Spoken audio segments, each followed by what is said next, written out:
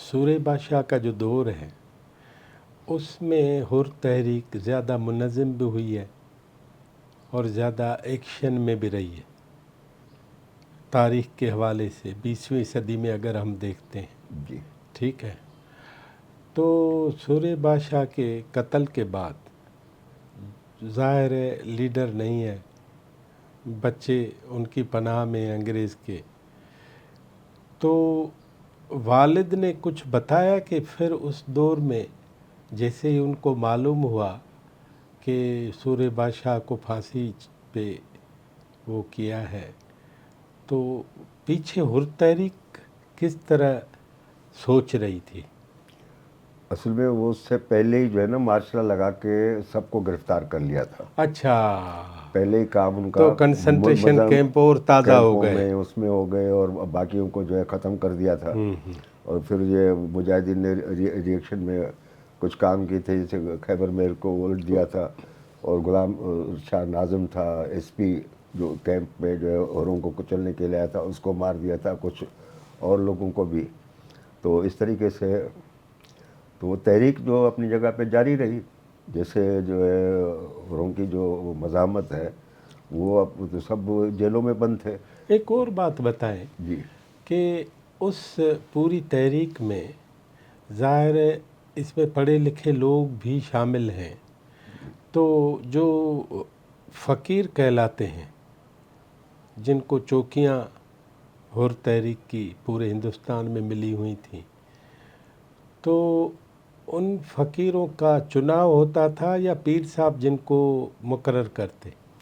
یہ چوکیاں جو ہے پیر پاگارو تیسرا حزب اللہ شاہ مسندھنی بادشاہ کے دور میں تیسرے پیر پاگاروں نے وہ جو ہے پہلی جماعت پھیلی ہوئی تھی.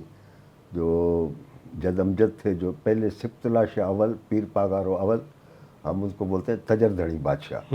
تو وہ جب گدی نشین ہوئے 1818 میں، تو اس ٹائم پہ 450 کے قریب خلفاء تھے پیر صاحب کے، اور پورا جو ہے ہند سندھ میں اور بہت جو ہے کام پھیلا ہوا تھا. تو اس ٹائم پہ جو ہے وہ جماعت میں ڈائریکٹ جو ہر چیز جو پیر صاحب ڈائریکٹ اپنے وہ جماعت کا ڈائریکٹ جو ہے مرشد سے واسطہ تھا. پھر جو خلفاء کا سسٹم بنا، پھر جب جماعت بہت بڑھ گئی اور پھر یہ حر تحریک بھی اس ٹائم پہ انگریز بھی آ گیا، تو پھر جو ہے انہوں نے یہ 12 چوکیاں بنائی علاقے وائز. تو ان کے جو ہے وہ مکھ پیر پاگارو خود مقرر کرتا تھا.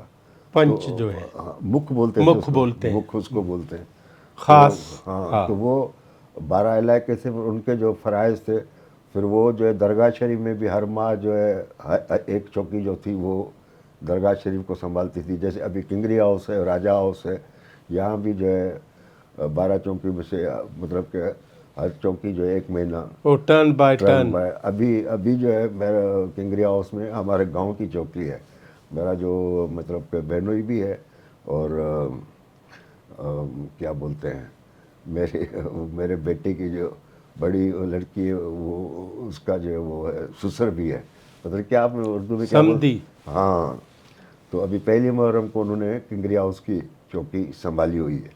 اور میرا جو بھانجا ہے ماشاءاللہ وہ بھی راجہ ہاؤس میں، وہ 5-6 آدمی ادھر جو راجہ ڈیوٹی دیتا ہے. وہ جو ہے.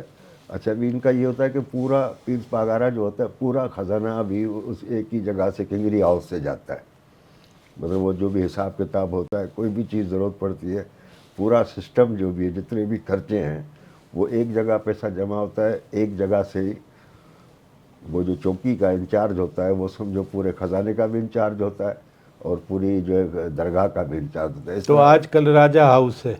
آج کل کنگری ہاؤس. اچھا، کنگری ہاؤس جہاں راجہ ہے نا. ہاں، راجہ ہاؤس میں، مگر اصل جو چوکی پہلی تھی کنگری ہاؤس کی تھی. کنگری ابھی جو ہے راجہ ہاؤس میں بھی، کیونکہ ہماری یہ روایت رہی ہے کہ جہاں پیر پاگارو ہے رہیں گے جہاں. وہاں جو ہے چوکی ہوئی. تو سورہ دھڑی بادشاہ کو جو گرفتار کیا تھا اس ٹائم میں بھی چوکی تھی. انگریزوں نے بڑی جو ہے وہ سازشیں کر کے اچھا ان کو پتہ نہیں تھا کہ کہاں پر. تو وہ بہت بڑے مطلب اس میں انگریزوں کی جو پلاننگ تھی بڑے وہ. تو پیر صاحب تو بولتا تھا میں شیر ہوں، میں ہاتھی ہوں، میں مست وہ اونٹ ہوں اپنے بچپن کی. اور بہت بڑے طاقتور تھے سوریہ بادشاہ کہ بتاتے ہیں کہ وہ ایک مرتبہ بوریاں فقیر جو ایک ایک دو دو بوری کر کے اوپر رکھ رہے تھے، تو پیر صاحب میں ماشاء اللہ اتنی طاقت تھی کہ وہ 7 تک جو یوں بوری کو پھینک کر کے اوپر چھوڑتے تھے۔ اچھا دوسری بات آپ کو بتاؤں، آپ کو حیرت ہوگی کہ لوگ تو بتا رہے ہیں کہ بڑا پیر ہے اور سورہ دہلی بادشاہ اور بڑی، وہ پوری اپنی گاڑی کا کام خود میکینک خود تھے۔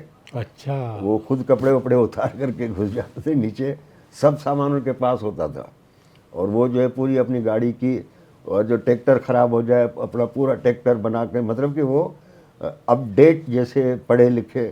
ابھی تو پروپیگنڈا انگریزوں نے پتہ نہیں کیا کیا کیا اور کیا کیا لکھا ہے، دی ٹیررسٹ لکھا ہے، ہاں نا، لیمبرک نے لکھا، ٹیررسٹ لکھا ہے، ہاں، مگر وہ اتنے اچھا انہوں نے پیر جو وہ گزٹ شائع کرائی تھی، اور انہوں نے باقاعدہ جو احکام دیے تھے کہ بھائی آپ جو بچیوں کو پڑھاؤ، سورہ دہلی بادشاہ کا حکم تھا لڑکیوں کو پڑھاؤ۔ ابھی بھی وہ کہاں سے روایت ہے لڑکیوں کو تعلیم دینے یہ کی؟ باقاعدہ سورہ دہلی بادشاہ نے، کوڑ دہلی بادشاہ نے، اس کے والد نے بھی۔ مطلب امام العارفین؟ نہیں یہ مطلب کہ وہ تو پہلا تھا نا، ہاں، وہ تو تھا ہی تعلیم اور علم اور شاعری، ان کا علم اتنا بڑا تھا کہ انہوں نے فارسی کی لغت لکھی ہے۔ ڈاکٹر بلوچ کہتے ہیں کہ اس زمانے میں وہ طبیعت بھی ان کی ناساز تھی اور سفر میں بھی تھے، مگر وہ جو لغت لکھی ہے اس سے پتہ چلتا ہے کہ ان کا اس زمانے میں علم کتنا علم اور فضل میں ان کا کتنا بڑا مقام تھا۔ لوگ ایسے نہیں مانتے ہیں، لازمی ظاہر ہے۔ ایسے کون فالو کرتا ہے کسی پھر یہ بھی ریسرچر ہیں تو ان کو معلوم ہوا ہوگا، تو صحیح ظاہر ہے۔ ہے۔ تو مطلب سورہ دہلی بادشاہ کی جو ہدایت اور کتاب میں جو پہلے سفر میں تو جو احکامات جاری کیے تھے، وہ پہلا حکم یہ تھا کہ بھائی اپنی بچوں کو تعلیم دلاؤ، کیونکہ تعلیم کے سوا ہم کچھ بھی نہیں کر سکتے۔ دوسرا حکم کیا تھا کہ بھائی اپنے جو فیصلے خود کراؤ، کورٹ کچہری میں مت جاؤ، اچھا، کمیٹیاں بناؤ، اپنے فیصلے مطلب وہی راجونی، خود کرو۔ ہاں، تیسرا کیا بولا انہوں نے؟ رضاکار بھرتی کیے تھے، جس کو پھر غازی اور انگریزوں نے جارج ششم کے خلاف بغاوت کا نام دے دیا۔ وہ پیر صاحب جو پہلے جب جیل میں بندوقوں کے جھوٹے کیس میں جو ہوئے گرفتار ہوئے، رتنا گڑھی گئے علی پور جیل سے، جب واپس آتے ہیں تو پوری سندھ وہاں پہنچی ہوتی ہے، شاہ نواز بھٹو وہاں پہنچے ہوئے تھے۔ اس میں 4-5 ریزن تھے، کیونکہ سندھ صوبہ بن گیا تھا۔ تو ایک تو عقیدت مند پیدل یہاں سے پورے رن آف کچھ سے احمد فقیر اور دوسروں کو ملنے پیر صاحب سے وہاں رتنی گڑھی میں گئے تھے۔ ایک فقیر تھا وہاں، اس کی راجستھان میں ننیال تھے، وہ وہیں رہتا تھا۔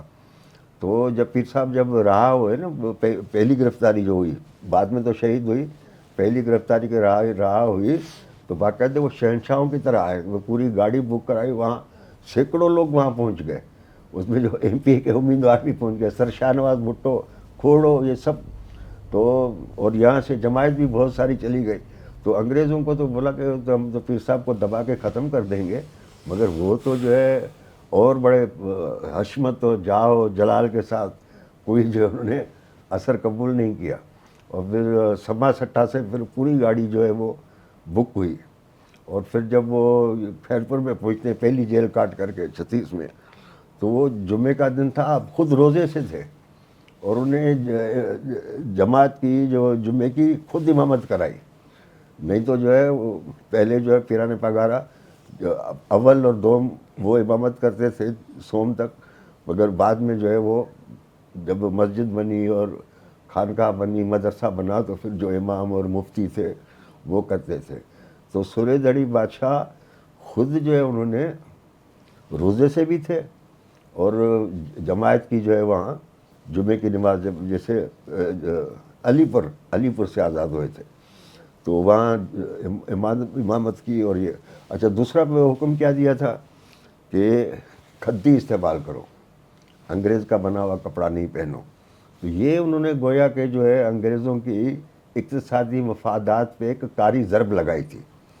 انگریزوں نے کیا کیا کہ یہاں سے کپاس لے کر کے وہاں جاتے تھے، اور وہاں سے انگریزی کپڑے بنا کر کے یہاں جتنا بھی ہمارا تھا اس پہ جو ہے انہوں نے پورا وہ خود انہوں نے کنٹرول کر لیا۔ تو اور دوسرا تھا آج کی چوڑیاں نہیں پہنو، وہ جو میگواڑ پہنتے ہیں، وہ بھی انگریزی بنا کے لاتے تھے، پلاسٹک اور یہ اور وہ، تو اس سے بھی ان پہ جو ہے انگریزی سامراجی مفادات پہ کاری ضرب پڑی. اور پیر صاحب جو ہے قانون کے پابند تھے اور قانون کو بھی جانتے تھے, اور جو باقاعدے جو ہے جب جنگ ہوئی ہے وہ تو باقاعدے سنتے تھے ریڈیو لگا کر کے. تو یہ جو عام جو کنسپٹ ہے نا کہ بھائی جاہل تھے, جنگلی تھے, وہ تو بھلے پیر کی کہتے ہیں. یہ جو ہے اور کیا کہیں گے آپ بتائیں, یہی کہیں گے نا. ہاں. مجھے ایک بات بتائیں کہ سورے بادشاہ کے جانے کے بعد یہ دونوں بھائی انگریز کے پاس تھے, یہ ہسٹری کیا ہے؟ تو بنگلے پہ بمباری کی, وہ ختم کر دیا. گنگ بنگلے بمباری کی, اس کو ختم کر دیا. وہ پوری فیملیوں کو گرفتار کر کے کراچی لائے. پھر وہاں سے جو ان کو پہلے علی گڑھ بھیجا, علی گڑھ سے بعد جو ہے وہ انگریزوں کے پاس بھیجا. وہاں جہاں بھیجا تھا وہاں بہت سخت سردی تھی, اور وہ 7, 8, 12 وہ جو انگریزوں کے باغی پورے ایشیا افریقہ اور ادھر تھے, وہ ان کے بچے تھے. اچھا, ان کو زبردستی انگریزی تعلیم دیتے تھے. وہ احتجاج بھی کرتے تھے, یہ پیر صاحب نے احتجاج بھی کیا, مگر وہی مشنری جیسے آپ وہ روٹس میں دیکھتے ہیں نا کہ ان کے بچوں کو زبردستی مشنری, ابھی وہ ریگریٹ بھی کر رہے ہیں, ابھی ریگریٹ کر رہے ہیں. مگر اس سے پہلے جو انہوں نے نوآبادیاتی نظام کے جتنے مظالم ہیں ان پہ تو ان کو شرمندہ ہونا چاہیے, اور ہم سے قوم سے سب سے معافی مانگنی چاہیے. مگر ہم کیا کریں گے, ہم خود ان کے غلام بن گئے. تو وہی ہوا. اچھا, تو پھر ان کی جو سورے بادشاہ کی بہن تھی اس کو ہم بولتے ہیں معصوم, وہ درگاہ پہ تھی. تو جیسے حضرت بی بی زینب علیہ السلام نے جو ہے ان کے بعد پورے اس کو خانوادے کو سنبھالا, اسی طرح وہ معصوم پاک اس کو کہلاتے. وہ سورے دھنی بادشاہ کی بہن تھی. وہ نکاح پیر صاحب نے جو کوٹ دھنی بادشاہ نے ہمارے گاؤں میں سے کیا تھا. ابھی یہ جو ہماری جو چوکی ہے خلیفہ لطف علی, اس کا جو والد تھا خلیفہ مراد علی, اس کی جو ہے سگی بہن تھی سورے بادشاہ کے والد کوٹ دھنی بادشاہ کے نکاح میں, جہاں سے جو ہے وہ معصوم پاک پیدا ہوئے. تو وہ انہوں نے ہی پورا اس دور ابتلا میں جیسے بی بی زینب نے سنبھالا تھا کربلا میں اور اتنے کے بعد, تو وہی کردار انہوں نے ادا کیا. تو انہوں نے درگاہ کا نظام کو مطلب جو بھی ٹوٹا پھوٹا تھا, تباہ کن تھا سب چیز, مطلب یہ اتنی بڑا کوٹ تھا کہ بیل گاڑی اس پہ چل سکتی تھی. وہ سب کو اس کو بمباری کر کے, پورے بنگلے کو بمباری کر کے, ہر کوئی چیز نہیں چھوڑی, کوئی جو ملکیت تھی سب. تو یہ قیامت سے کم نہیں تھی. مگر تو پھر انہوں نے جو ہے وہ سنبھالا مطلب درگاہ کو. بچے ادھر تھے, اس کو کسی کو کچھ پتہ نہیں تھا.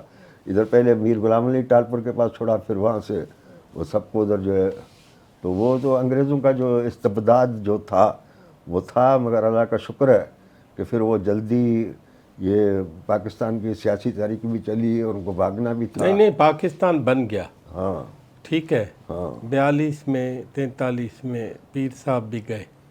اب ان کی اولاد جو بیٹے ہیں وہ کہاں ہیں؟ وہ انگلینڈ میں ہی تھے نا اس زمانے میں. وہ کب آئے یہاں؟ وہ بھی 52 میں آئے, 51 میں, 52 میں آیا. اچھا, جیسے یہاں کیمپس ختم ہوئے. وہ بھی جب انہوں نے جا کر کے ہم نے یہ درخواستیں دی, جدوجہد تھی, وہ تو انگریزوں نے جو بنایا تھا پاکستان, تو وہ ڈومینین تھی ایک, جو پاور شیئرنگ کر کے انگریزوں نے اپنے تمام مفادات کو محفوظ کر کے, اور یہ جو اپنے اس کے تربیت یافتہ افسر شاہی گورے مطلب کالے انگریز تھے ان کے حوالے کر کے گئے.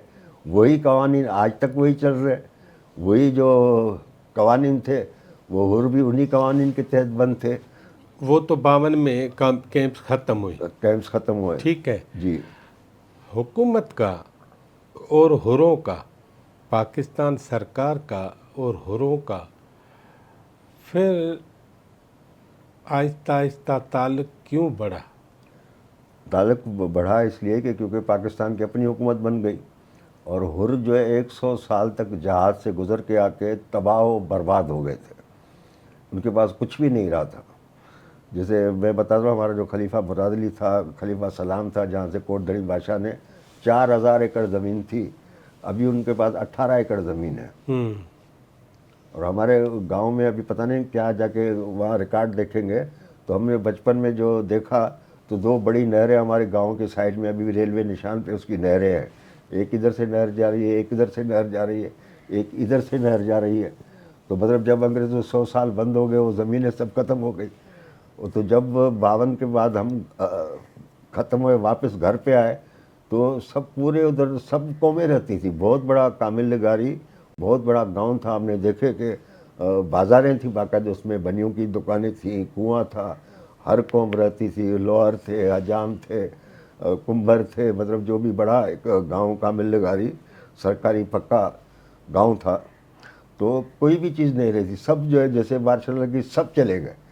تو پیچھے صرف جنگل ہی جنگل تھا. ہمارے گھر کی جو بس ایک دیوار جو تھی وہ بچی ہوئی تھی. بھئی اب کوئی اس کو مرمت نہیں ہو, کچھ بھی نہیں ہو, 100 سال گزر جائے تو کیا بچتا ہے. ضائع رہ جائے گی. تو وہ زیرو سے جو ہم جو ہے شروع ہوئے تو پیر صاحب نے آ کر کے اس جماعت کو جو 100 سال تک جہاد اور نو آبادیاتی سامراجی پوری نظام تکلیف کی کا 100 سال جو کچل کے رکھ دیا تھا نا انگریزوں نے.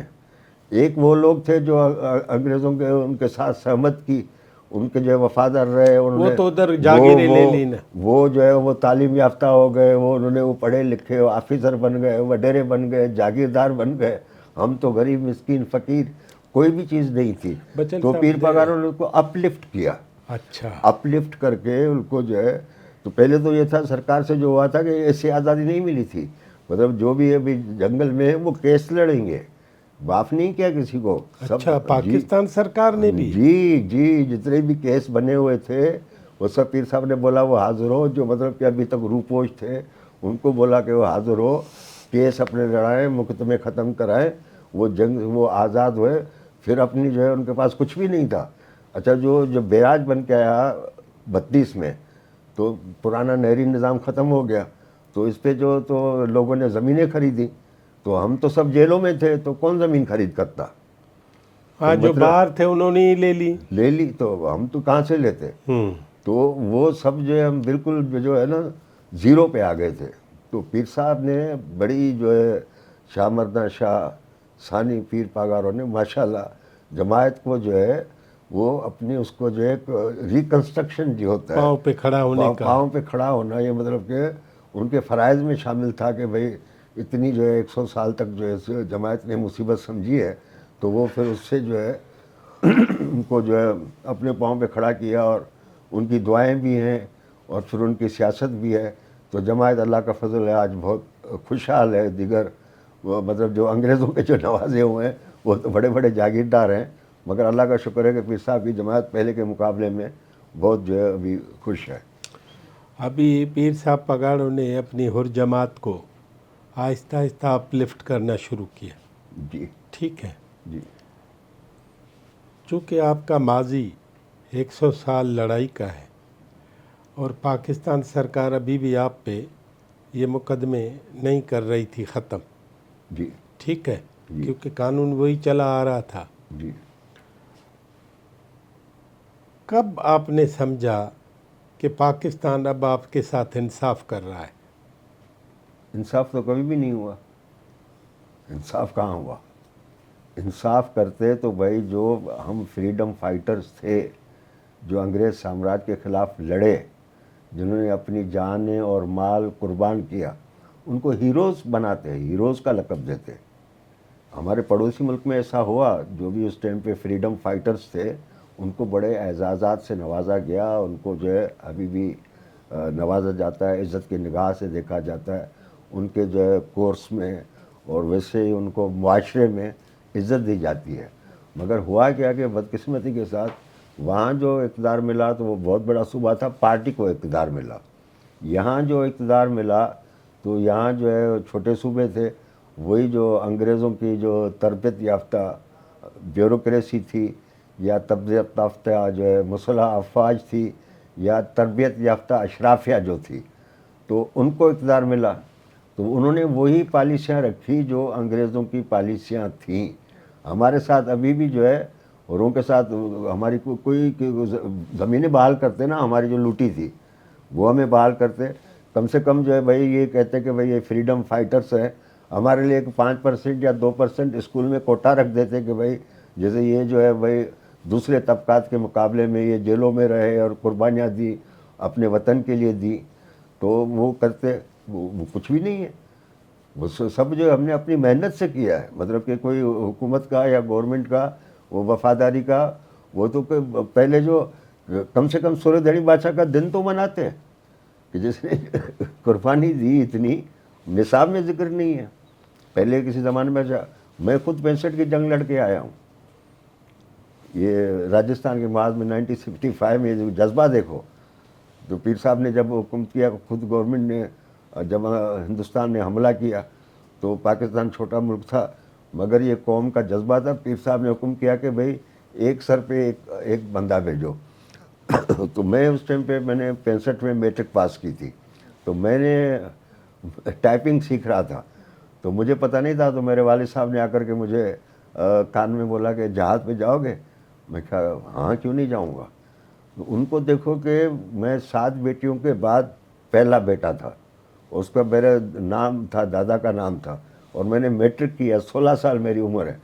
بھائی وہ شہزاد پور سے جب گاڑیاں روانی ہوئی ہیں 65 کی جنگ کے لیے، تو ہمارا پرائمری اسکول اور وہاں باغیچہ ہے شہزاد پور میں، تو وہ باقاعدہ میرے والد نے ہار پہن کے ناچا ہے، اور میرے لیے نئے کپڑے، چیزیں، یہ وہ لے کر کے آئے۔ مطلب یہ وطن پہ، چلو انگریز تو نہیں تھا نا، یہ تو ہم نے پاکستان لے کیا نا، پاکستان کی، بھارت نے حملہ کیا تھا، پاکستان کی فوج کے شانہ بشانہ لڑے ہم، میں خود جہاد پہ گیا تھا، تو اس کی بھی ریکگنیشن کہاں ہے؟ ہم لوگوں کو جو جتنے بھی مجاہد تھے اس کو کوئی ریگولر نہیں تنخواہ ملتی ہے، نہیں ان کو ریکگنیشن ملتی ہے، نہیں ان کو کوئی پاس ملتا ہے، نہیں وردی ملتی ہے، نہیں کوئی پینشن ملتا ہے، نہیں کم سے کم بھائی کتابوں میں تو ذکر کرو۔ ایک وقفہ لو، جی تھوڑے وقفے کے بعد جی پھر ہماری باتیں جناب فقیر محمد بچل لغاری صاحب سے جاری ہیں، اور ہم نے ان سے ہسٹری کا ایک ورک معلوم کیا ہے۔ ظاہر ہے جو پیر صاحبان تھے امام العارفین سے لے کے سورہ بادشاہ تک، تو بچل لغاری صاحب تو اس دنیا میں نہیں تھے، اور یہ پیر صاحب پگاڑوں کے پھانسی کے 7ویں سال پیدا ہوئے ہیں۔